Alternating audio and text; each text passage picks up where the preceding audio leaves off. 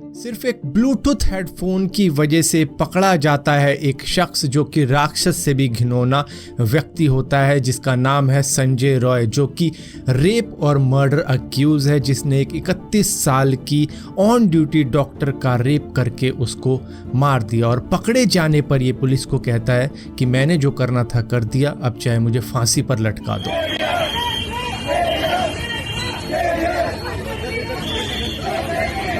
India के हजारों doctor अब डिमांड कर रहे हैं जस्टिस का, और ये सिर्फ डॉक्टर ही नहीं बल्कि हम जैसे आम इंडियन भी डिमांड कर रहे हैं कि कब तक ऐसी चीज़ें होती रहेंगी और कब तक हम जस्टिस की मांग करेंगे, एक मोमबत्ती जला के या प्रोटेस्ट करके। आखिर कब तक? इसके प्रीवियसली भी कुछ इंसिडेंट हुए हैं जिनको इग्नोर किया गया है। अब तक मिली गई जानकारी के मुताबिक ये मालूम चलता है इस केस के अंदर कि 8 अगस्त 2024 को आरजी कर मेडिकल कॉलेज एंड हॉस्पिटल, जो कि कोलकाता के अंदर मौजूद है, वहाँ पर एक सेकेंड ईयर की स्टूडेंट मुनमिता चेस्ट डिपार्टमेंट के अंदर काम करती थी। इनकी नाइट ड्यूटी लगाई गई थी, जबकि ये दिन में भी ड्यूटी कर रही थी। तो ओवरऑल ये 36 घंटे से ड्यूटी कर रही थी। अपने कलीग के साथ में सेमिनार हॉल में डिनर करती है रात के वक्त में, और डिनर फिनिश करने के बाद में इनके कलीग्स चले जाते हैं अपनी अपनी जगहों पर, और उसके बाद में ये सोचती है कि चलो थोड़ा सा नैप ले लिया जाए। जिसके बाद में अगली ही मॉर्निंग जहाँ पर ये सोई होती है वहीं पर से इनकी खून में सनी हुई बॉडी मिलती है, जहाँ पर बॉडी में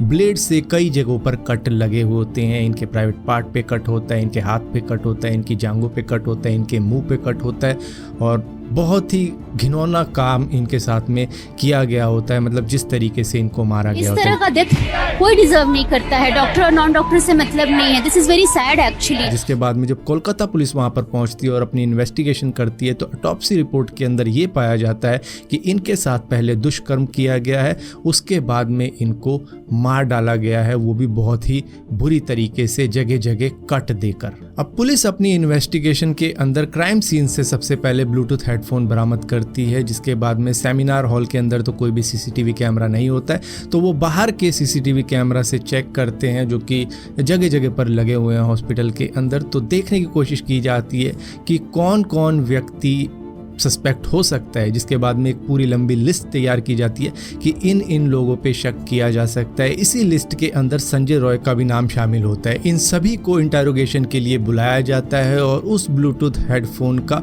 ब्लूटूथ ऑन किया जाता है और सभी के मोबाइल लिए जाते हैं। जिसके बाद में उनके भी ब्लूटूथ ऑन किए जाते हैं, और जिससे ये इंस्टेंटली ही पेयर हो जाता है वो मोबाइल होता है संजय रॉय का। जिसके बाद में सीसीटीवी के अंदर भी ये देखा जाता है कि संजय रॉय बिल्डिंग के अंदर एंटर हुआ था, के अंदर सेमिनार हॉल है, और उसी के साथ साथ उसके गले में एक ब्लूटूथ हेडफोन भी था। लेकिन 40 मिनट बाद जब वो बिल्डिंग से बाहर निकलता है तो उसके गले में वो हेडफोन नहीं होता है। जिसके बाद में जब पुलिस अपनी पूछताछ अपने तरीके से शुरू करती है तो ये तुरंत ही उगल देता है कि हाँ, ये काम मैंने ही किया है, अब चाहे मुझे फांसी पर चढ़ा दो। सो कौन है ये संजय रॉय? दरअसल संजय रॉय एक सिविक पुलिस वॉलंटियर था, जिसका काम था सपोर्ट एंड असिस्टेंस का लोअर रैंक के पुलिस ऑफिसर्स को जो भी हॉस्पिटलाइज होते थे उस हॉस्पिटल के अंदर। इसको इसी वजह से एक्सेस मिली हुई थी कई सारे हॉस्पिटल डिपार्टमेंट के अंदर, और ये टी शर्ट में घूमता था हमेशा कोलकाता पुलिस वाली, जिसपे कोलकाता पुलिस का स्टिकर वगैरह लगा हुआ था। तो ये ऐसे ही घूमता रहता था उसी की वजह से। और रिपोर्ट में ये भी पाया गया है कि इसकी 4 शादी हो चुकी है और 3 वाइफ इसको छोड़ के भी जा चुकी हैं इसके बिहेवियर की वजह से, और 1 वाइफ इसकी कैंसर से मर गई थी।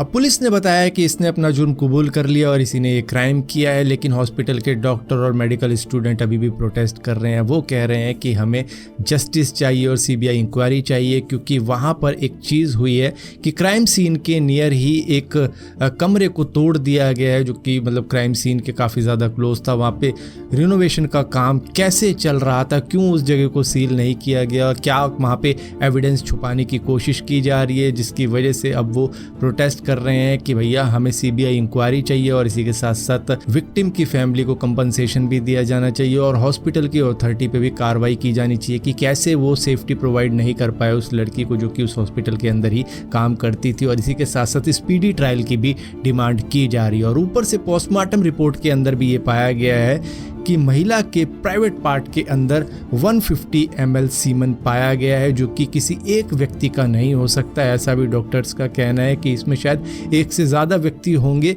तभी इतना ज़्यादा सीमन महिला के प्राइवेट पार्ट से मिला जो है। सीमेन एनालिसिस हुआ है हमारे विक्टिम के वेजाइना में, उसमें 2 से 3 लोगों के सीमेन आए हैं। तो हमें चाहिए कि पुलिस और अथॉरिटीज़ पहले तो ट्रैक करे जिन्होंने भी ये दुष्कर्म किया है, उसके बाद एवरीवन शुड बी हैंग। सो यहाँ पर एविडेंस टेम्परिंग जो कि रिनोवेशन वर्क हो रहा है उसको लेकर, और जो भी सीमन पाया गया है महिला के प्राइवेट पार्ट में, उसकी क्वांटिटी को लेकर अब सीबीआई इंक्वायरी की डिमांड की जा रही है कि यहाँ पर शायद कुछ छुपाया जा रहा है, यहाँ पर एक से ज़्यादा व्यक्ति हो सकते हैं इस घटना के अंदर।